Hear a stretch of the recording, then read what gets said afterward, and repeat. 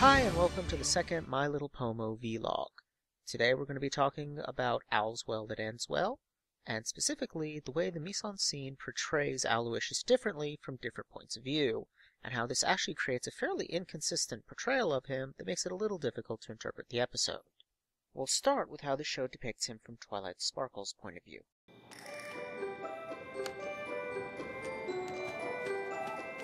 Wait!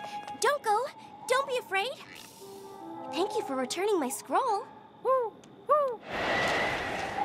Woo-hoo. Gosh, it's cold tonight. Say, would you like to relax in here and keep me company while I work? Woo! Woo! Now, where was I? Oh yes, fragile and diverse with a surrounding cloud of material called a coma that grows in size and brightens as the comet... Note several elements in this scene that help make Owlowiscious appear friendly or harmless. First, the angle of the camera is positioned to be looking very slightly down on him, giving the viewer a feeling of relative power and therefore safety.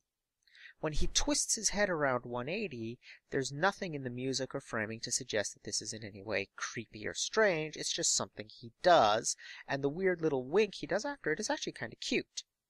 The music is very tinkly and friendly, very playful, and Owlowiscious is depicted as vulnerable, with the cold of the wind causing him to wrap his wings around himself and shiver.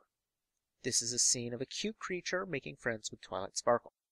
Now let's compare how Spike is depicted as perceiving Owlowiscious. Hello?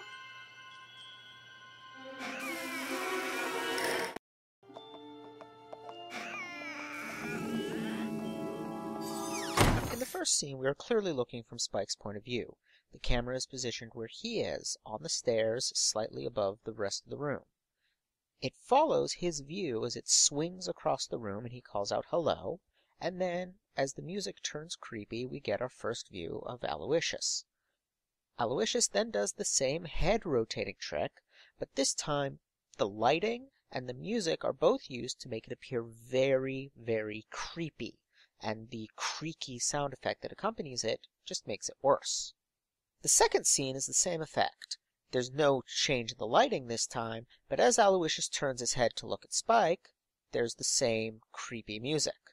Because Spike has no modes of relating to anyone except subservience or being a jerk, and he doesn't want to be a jerk to Twilight Sparkle, who is basically his only family, Owlowiscious upstaging him at subservience makes Owlowiscious a threat. The framing of these scenes portrays Owlowiscious as threatening because, from Spike's perspective, he is threatening. Just as from Twilight Sparkle's, he's harmless.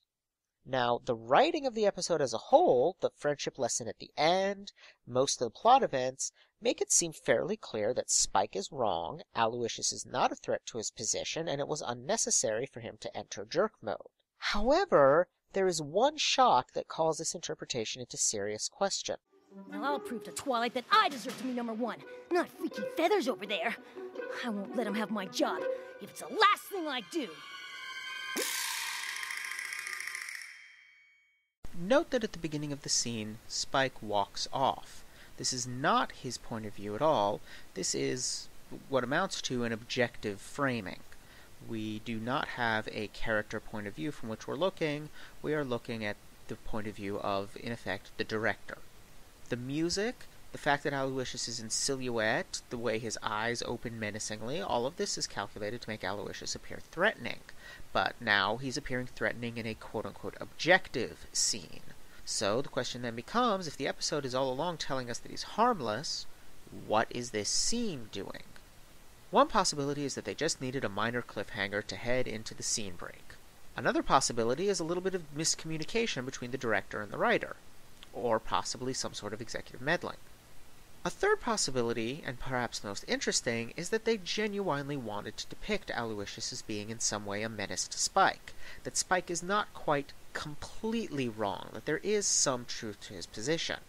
Unfortunately, this amounts to endorsing Spike's point of view that the only ways to relate to someone are either subservience or being a jerk, which, seeing as we're dealing with a male character who mostly deals with female characters, is uncomfortably close to nice guy syndrome. But more about that back at the blog. Thanks for listening, everyone. I hope you enjoyed this. I'll see you all in the next My Little Pomo vlog.